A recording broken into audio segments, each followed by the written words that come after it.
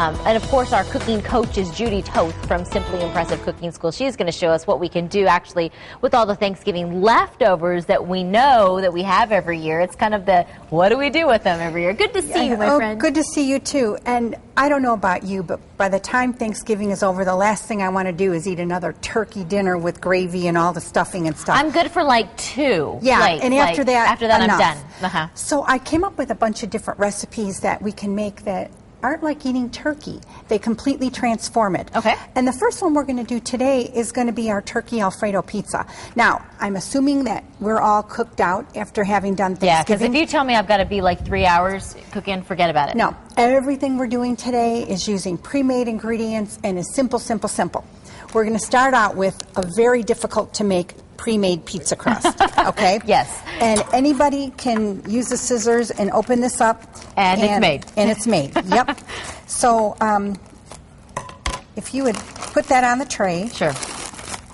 And now just because we're using pre-made ingredients today does not mean that you can't make it from scratch. You can make everything from scratch that you'd like. Okay, and then we're going to take some pre-made bottled Alfredo sauce. If you want to make it from scratch, have fun. It's just 3 ingredients anyway.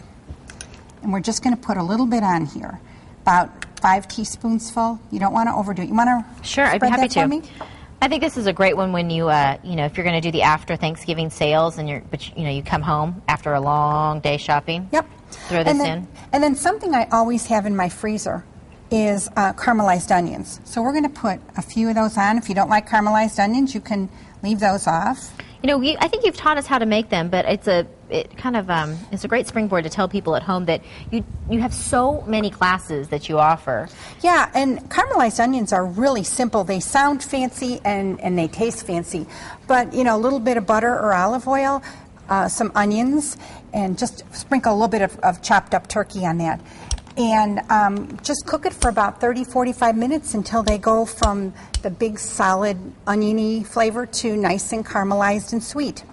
Okay? That's kind of a slow and steady cook too, Yeah. isn't it? Yeah. I think I tried it once. Yeah. Very easy. And I throw a little bit of sugar in mine too, but that's okay. You don't have to do that. Then we're going to take some pre-made bacon. You can leave this off. You can make your own homemade bacon if you want, or regular bacon that you have for breakfast. If we were really trying to get super uber, like easy peasy, could we use the bacon bits, and would they get soft enough after cooking? If or they're not the so real much? ones, not the Bacos, but the real ones, yeah. And actually, that's what this is. Oh, okay, This is the pre-cooked stuff I buy in the 50-gallon drum from Costco. Throw a little here? Just a little bit. That's Parmesan cheese. And yes, I even bought it pre-grated. I know I tell people in class not to do that, but I'm tired of cooking.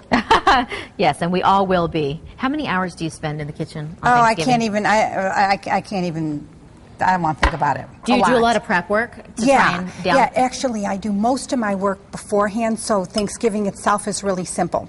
Yeah. And I do my turkey on the grill, so I've got my ovens open for actually doing what I want to do. That's the hardest part I find is not scheduling, but kind of orchestrating everything so that you can have the oven ready for this and that, and things don't get cold. And I just have one oven at my house. I know a lot of people have 2. Grill your turkey. 3. It's so delicious. I know. Actually, the turkey we're going to eat here was grilled.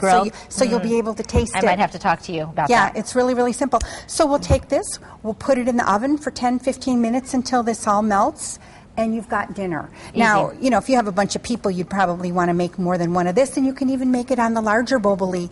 If you can't get boboli, buy flatbread or naan bread, or even toast English muffins and do it on an English muffin. Whatever you happen to have around, make it easy. Okay. It shouldn't be stressful. Very good. And we will also want to remind everybody there's a class coming up this Saturday for other recipes that you can use with your Thanksgiving leftovers. So we'll talk a little bit more about that in the next segment.